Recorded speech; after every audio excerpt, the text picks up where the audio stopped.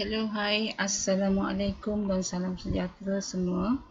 Hari ini saya ingin kongsikan satu template untuk employee handbook bagi kaki tangan eksekutif ya. Okey, kita terus saja kepada skrin. Kita lihat di sini cover folder ataupun file executive scheme of service ya.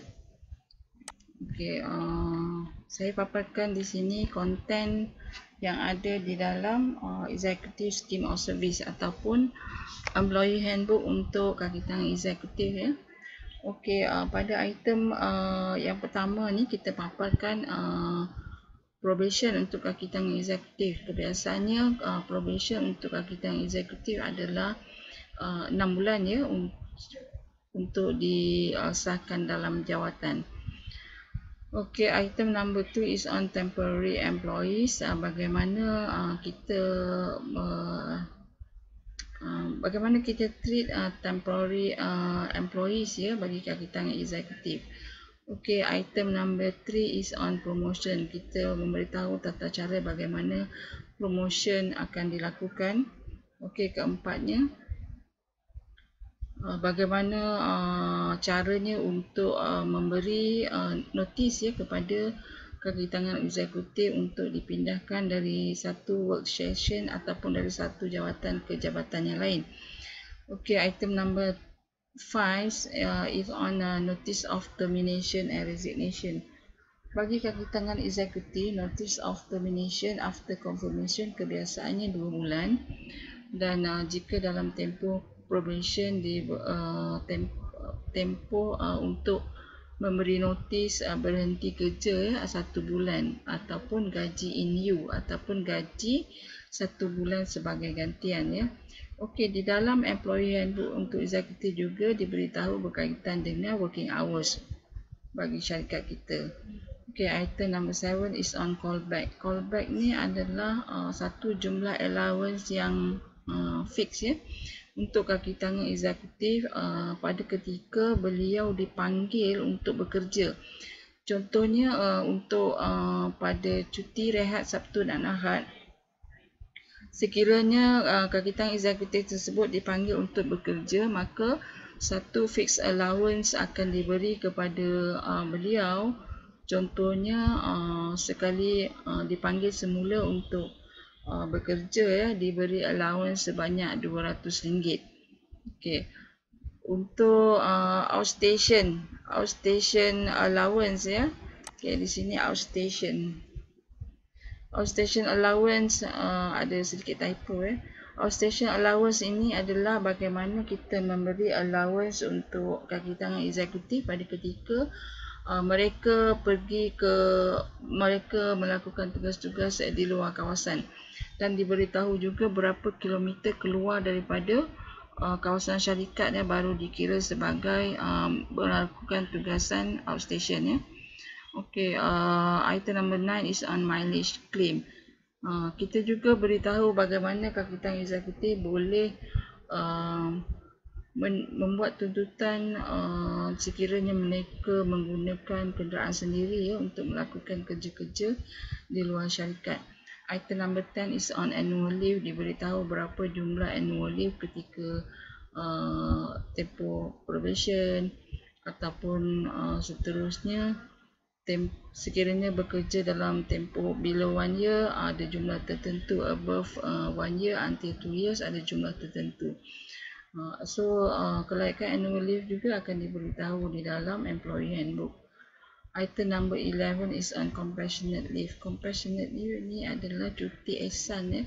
Cuti ihsan ini juga ada kategorinya. Contohnya mungkin jika berlaku natural disaster ataupun dipanggil malapetaka semula jadi seperti tanah runtuh, rumah rosak ditiup angin ribut dan sebagainya, maka mereka juga layak untuk memohon cuti ihsan.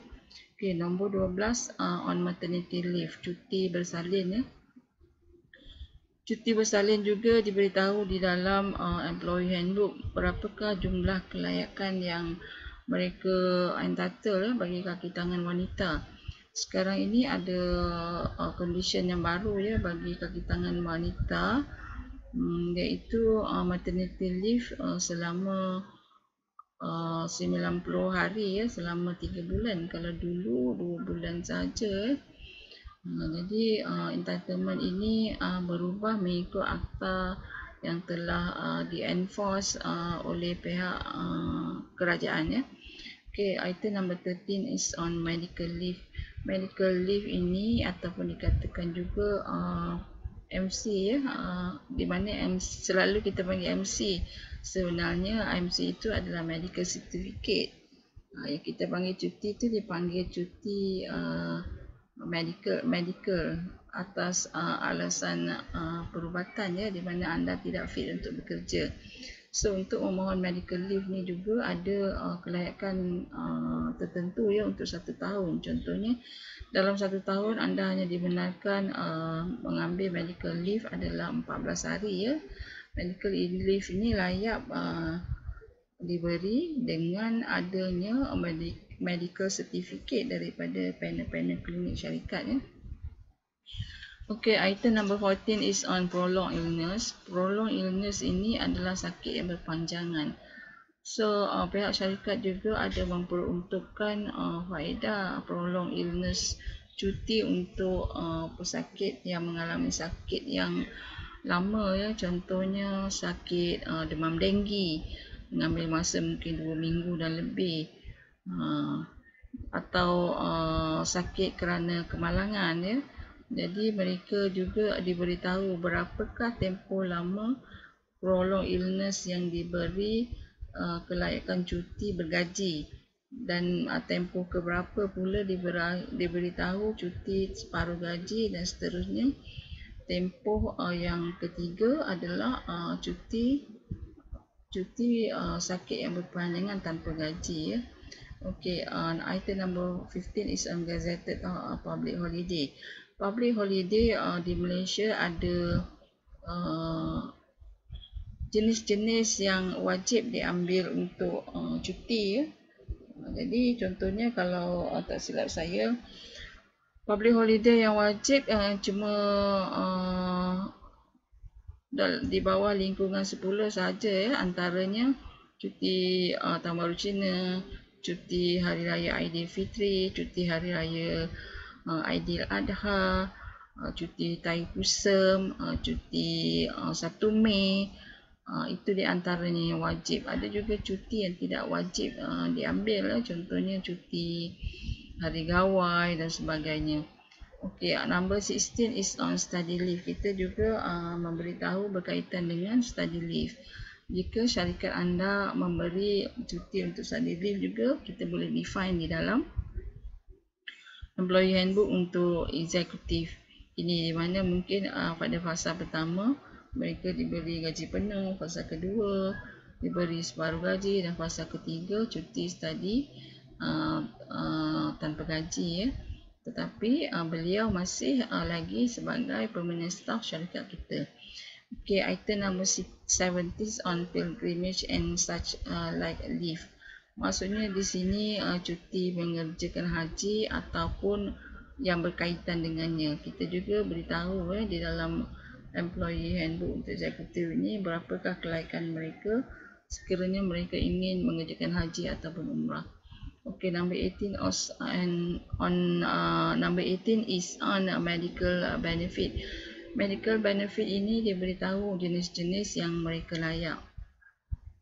Contohnya mungkin dari segi normal medical benefit, dari segi lawatan ke klinik harian ya. Keduanya mungkin medical benefit on pergigian ataupun sebarang sakit yang lain ya. Selalunya tidak termasuk sakit-sakit seperti untuk aksesoris ya, seperti sakit mata di mana kita memerlukan cermin mata. Jadi cermin mata tersebut biasanya tidak diimbas ya, tidak boleh claim daripada syarikat. Okay, number 19 is group personal accident insurance. Semasa syarikat lama saya dulu, pihak syarikat memberi insurans ya untuk kaki tangan yang terlibat dalam aksiden ya, di mana terlibat dalam aksiden semasa berulang-alik kerja dan juga di dalam syarikat. Aksiden tersebut dilindungi oleh insurans yang diambil oleh syarikat. Okey, item number 20 kita ada funeral expenses, di mana expenses ini adalah untuk membiayai sekiranya ada waris kaki tangan yang meninggal dunia. Jadi kita ada berikan beberapa allowances, beberapa jumlah tertentu untuk tujuan pengkebumian jenazah. Okay, item number 21 is on disaster assistance. Ini adalah berkaitan bantuan sekiranya berlaku malapetaka secara sebulan jadi, seperti kehilangan ataupun kerosakan harta benda kerana banjir, kerana ribut ataupun kerana kebakaran dan lain-lain yang dikategorikan di bawah bencana semula jadi. Okay, item number 22 is driving license and badge reimbursement. Driving license and badge reimbursement ni adalah berkaitan dengan ataupun kelaikan diberi kepada kaki tangan yang mengendalikan kenderaan syarikat. Contohnya mungkin mengendalikan lori syarikat, kontainer syarikat ataupun kereta syarikat di mana mereka ini bekerja sebagai pemandu. Jadi lesen pembayaran fee lesen dan juga badge itu akan boleh diklaim daripada pihak syarikat. Okey, item number 23, syarikat saya dulu juga ada memberi sedikit festival advance biasanya separuh daripada gaji bulanan untuk perayaan-perayaan tertentu seperti perayaan Tahun Baru Cina, perayaan Hari Raya Haji, Hari Raya Aidiladha dan sambutan Deepavali. So, 4 perayaan ini selalunya pihak syarikat memberi pendahuluan gaji kepada kaki tangan di mana pendahuluan ini nanti akan dibayar semula mungkin dalam tempoh 4 bulan. Okay, item number 24 on annual increment. Annual increment ini kita akan memberitahu bilakah increment akan dilakukan dan terma-terma ataupun kriteria untuk annual increment. Okay, item number 25 is on merit increment. Merit increment ini adalah diberi sebagai tambahan kepada annual increment. Okay, item number 26 on retirement. Retirement ini adalah berkaitan dengan pembahasan untuk kaki tangan yang ingin bersara. Okay, item number 27 is on retrenchment. Retrenchment ini juga kita akan beritahu bagaimana sekiranya kita ingin melakukan retrenchment exercise ataupun pemberhentian kaki tangan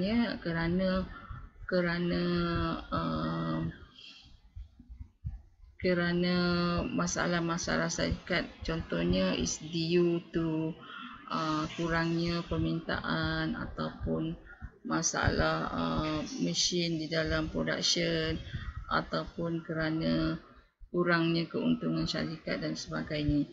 Okay, item number 28 is on incentive payment. Incentive payment ini juga diberitahu bagaimanakah caranya kita memberi insentif ataupun bonus, bagaimana kiraan poin yang kita akan ambil kira dan bilakah pula pembayaran tersebut akan diberikan.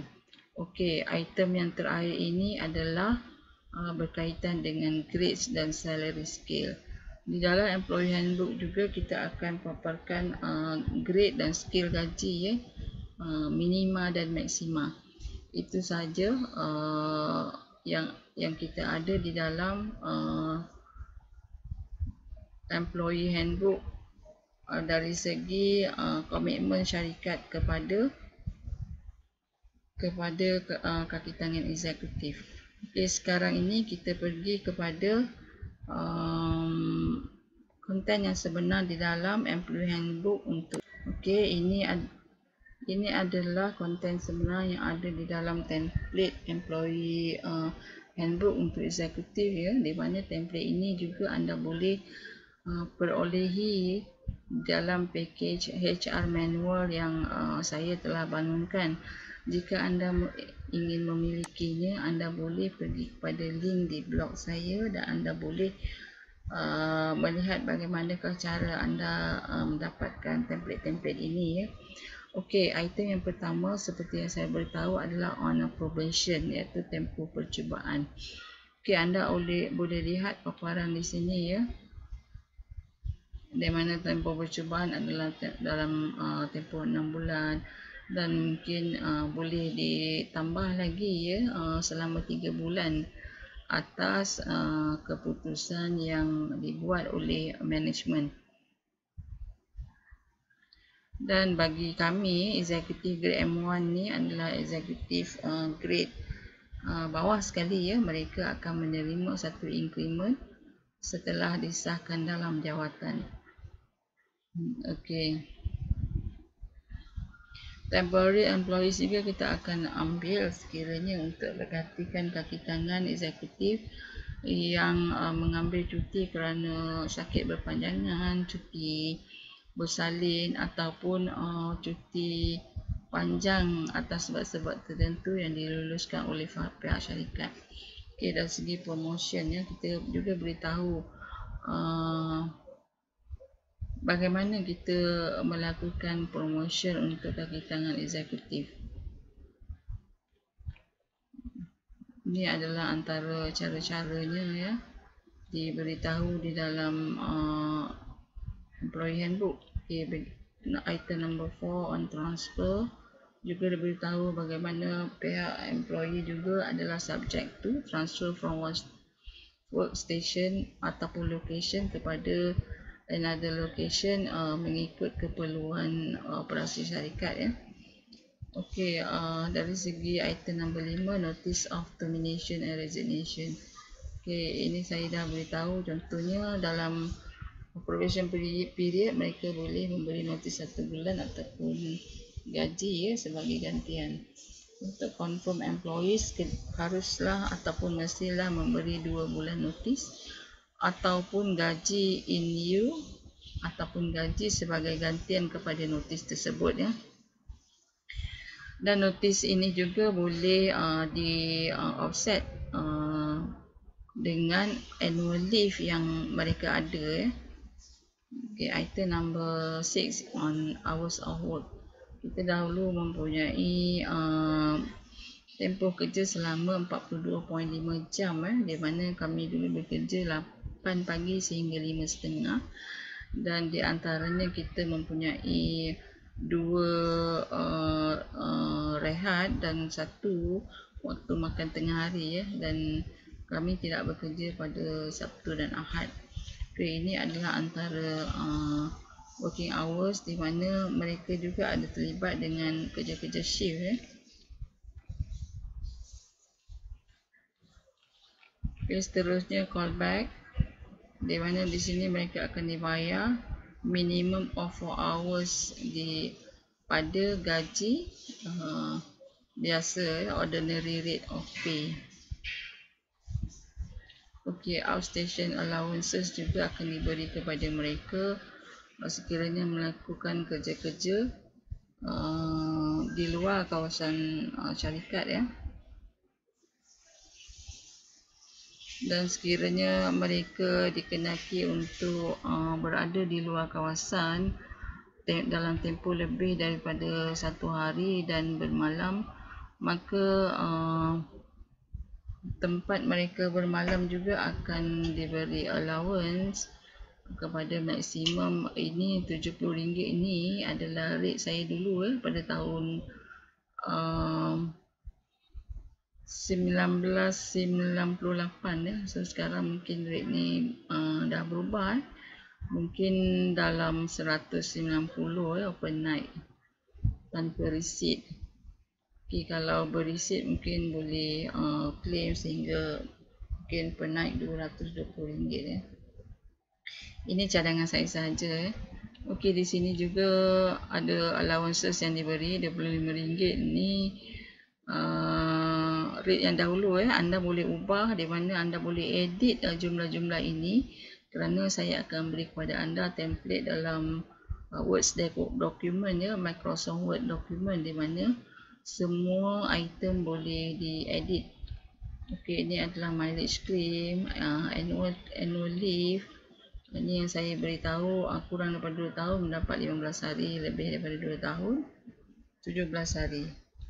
Okey, lebih daripada 5 tahun mendapat 20 hari setiap tahun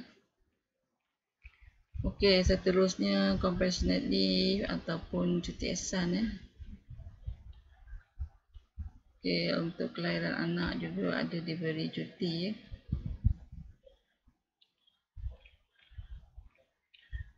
Okey, untuk maternity leave pada ketika ini masih lagi 60 hari Sekarang ini yang saya tahu telah berubah kepada 90 hari.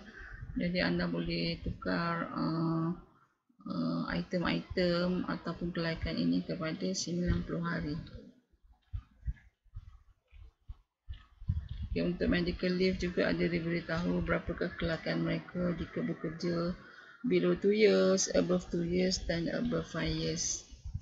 Jika berlaku hospitalization ataupun dimasukkan ke hospital, jadi anda boleh bercuti di sini. Kami dulu mendapat 60 hari working days setiap tahun, termasuk sekali cuti medical yang diambil dalam artikel 1 di atas. Okay, cuti untuk sakit berpanjangan juga kita ada. Ini adalah antara terma-termanya. Kemudian untuk gazetted public holiday kita juga memberi cuti untuk public holiday yang tertentu.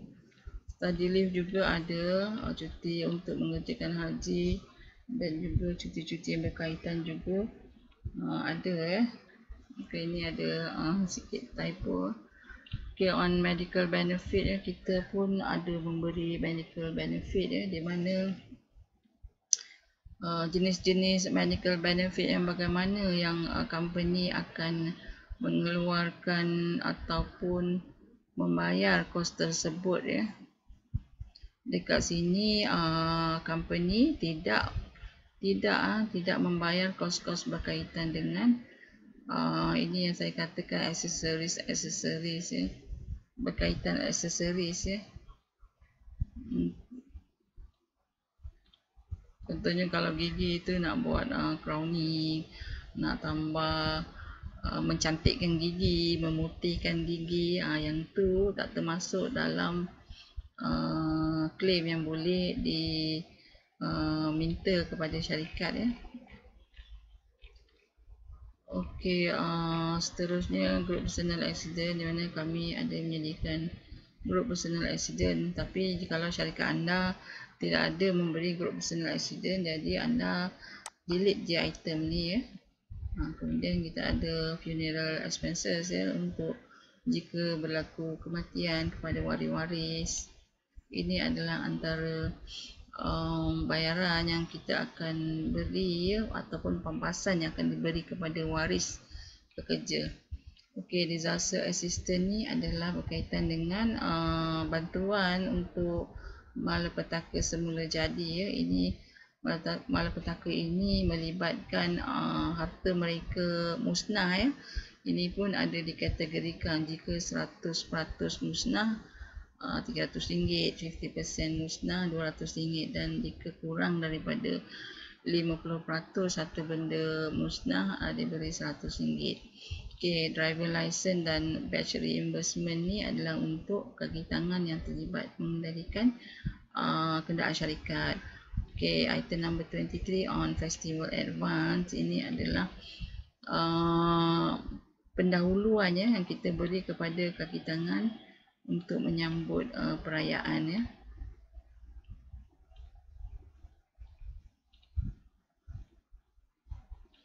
Annual increment, ada merit increment dan juga retirement juga diberitahu. bilakah usia retirement yang kita enforce. Jadi kadang-kadang retirement age ni ada kalanya pihak swasta tidak mengikut government ya. Jadi sekiranya pada ketika mereka melaku diri, kita dah beritahu retirement age berapa yang syarikat kita enforce. Maka jika mereka bersetuju, jadi perkara ini adalah tidak berlawanan dengan Government Act ya. Kerana retirement ini adalah boleh diambil bermula usia 50 ya. Ataupun kalau pihak syarikat enforce untuk bersamakan dengan government pada usia 60 tahun juga boleh ya. Okey, retrenchment, jika kita melakukan pemberhentian kaki tangan ya kerana ketidakupayaan syarikat, kita juga memberitahu bagaimana caranya ya. Contohnya menggunakan prinsipal last in first out, maksudnya kaki tangan yang lambat masuk, maka dialah kaki tangan yang pertama sekali boleh ditamatkan perkhidmatan ya. Dan perkhidmatan ni biasanya akan diberi bersama dengan benefit-benefit yang tertentu ya.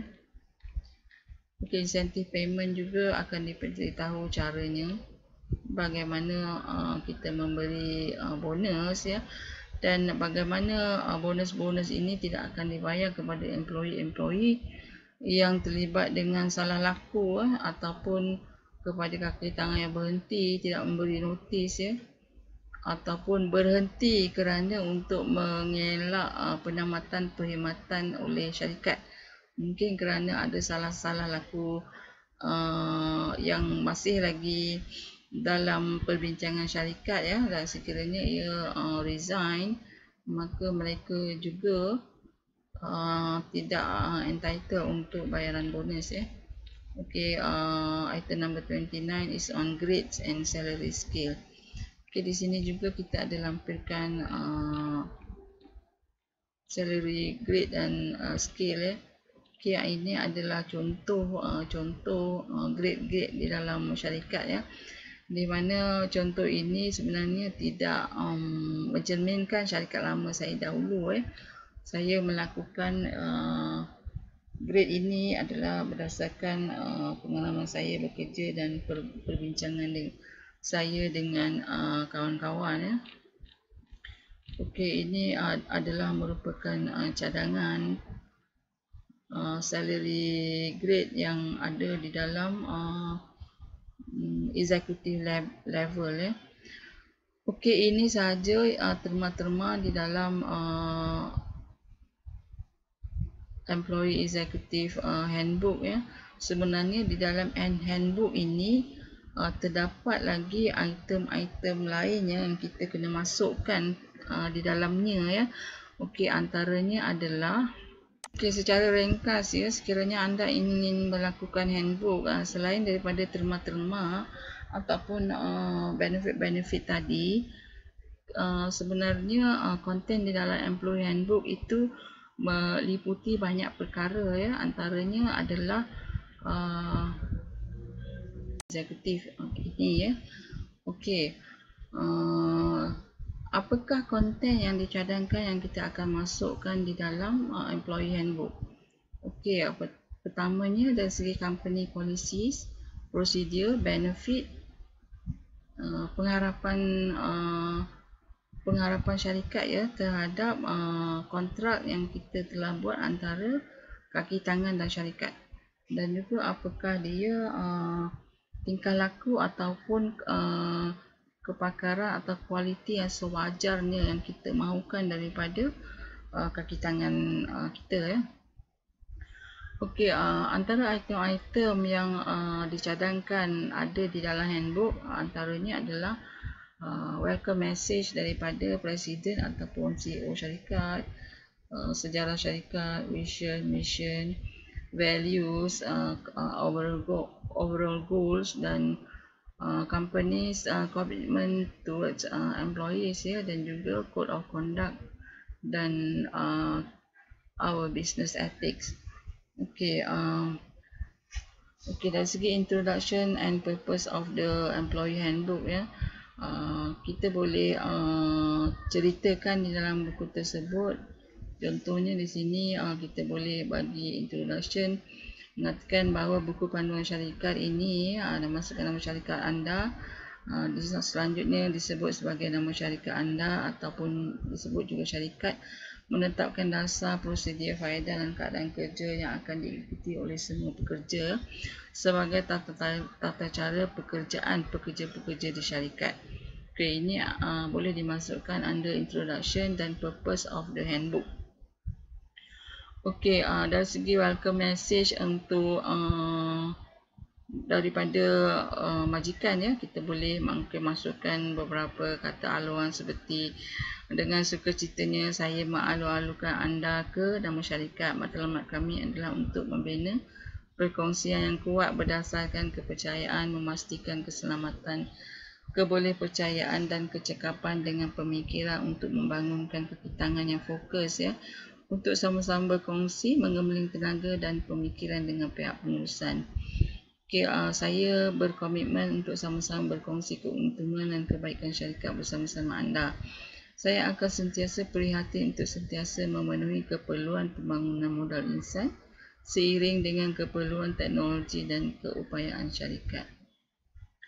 Okey, dari segi sejarah syarikat ya, anda boleh detailkan berkaitan perubahan syarikat dari mula syarikat dibangunkan, termasuk produk-produk yang anda keluarkan, dan juga dimasukkan juga gambar dan juga latar belakang pengasas dan kaki tangan penting di dalam syarikat. Secara ringkas ni anda boleh paparkan profil syarikat di sini ya. Okey, on company's vision dan mission ya. Okey, sebenarnya vision itu adalah satu ayat ya, di mana di dalamnya terkandung tanggapan dan pandangan yang jauh dan mendalam ya, terutama yang berkaitan dengan perkembangan masa depan dan sebagainya sebagai wawasan anda.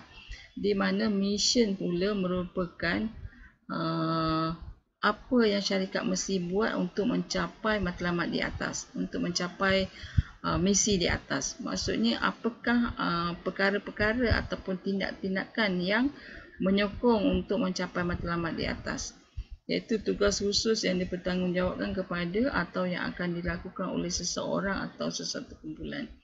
Okay, anda define ya mengikut nature of business syarikat anda di dalam dan yang akan dimasukkan di dalam employee handbook juga.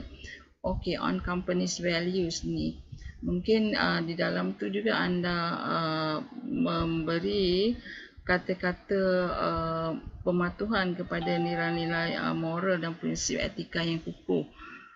Contohnya mungkin dari segi teamwork, dari segi kerjasama dengan pihak syarikat.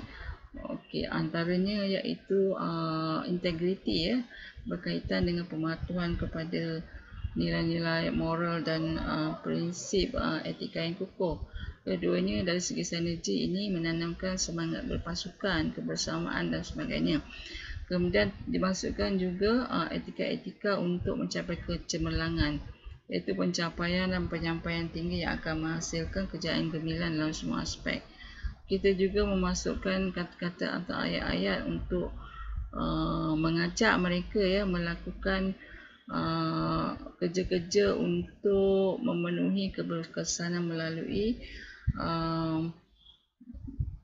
pemacuan secara holistik oleh komuniti syarikat dalam mengintegrasi dan mengimbangi bidang ekonomi, sosial dan alam sekitar, di mana kita memberitahu ya bahawa syarikat kita ini juga bertanggungjawab kepada komuniti di luar sana ya, bukan setakat fokus kepada kaki tangan sahaja ataupun bukan setakat mengejar keuntungan sahaja ya. Seterusnya dari segi overall goals.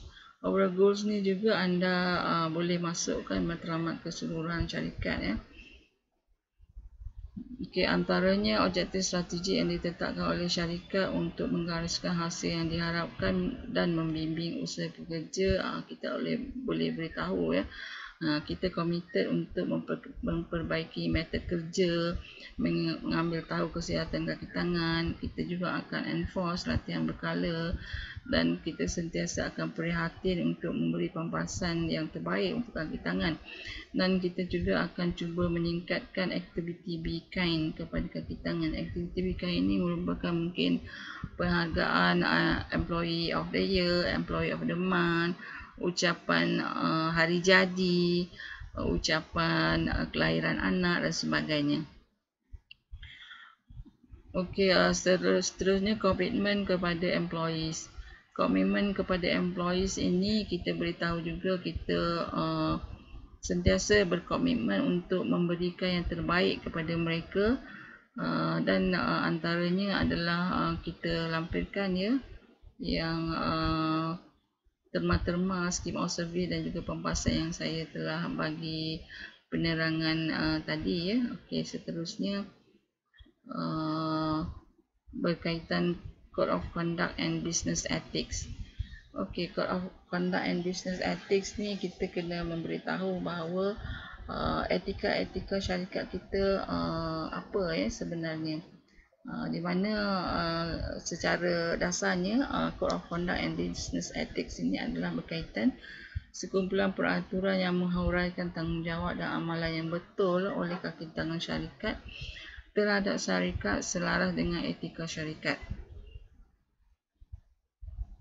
Okey, jadi di dalam situ juga kita memberi sedikit keterangan ya bahawa pekerja dan pihak pengurusan sebenarnya akan sentiasa sama-sama menggembling tenaga ya untuk menyokong kepada peraturan ataupun etika-etika bisnes seperti memberi yang terbaik di dalam setiap produk yang dikeluarkan, sentiasa menjaga keseluruhan kualiti produk ya, contohnya tidak ada sedikit pun defect ataupun kerosakan kepada produk yang kita keluarkan. So perkara-perkara ini kita kena huraikan sebersedikit di dalam employee handbook ya. Okey, itu sahaja di dalam employee handbook untuk eksekutif ya. Di next video saya akan beri keterangan pula berkaitan dengan konten di dalam employee handbook untuk non-eksekutif. Okey, ini sahaja keterangan berkaitan dengan apa yang perlu ada di dalam employee handbook ya. Okey, jangan lupa subscribe dan tekan button loceng supaya anda boleh mendapat notification untuk video tutorial saya seterusnya. Okey, sekian saja untuk hari ini. Assalamualaikum warahmatullahi wabarakatuh.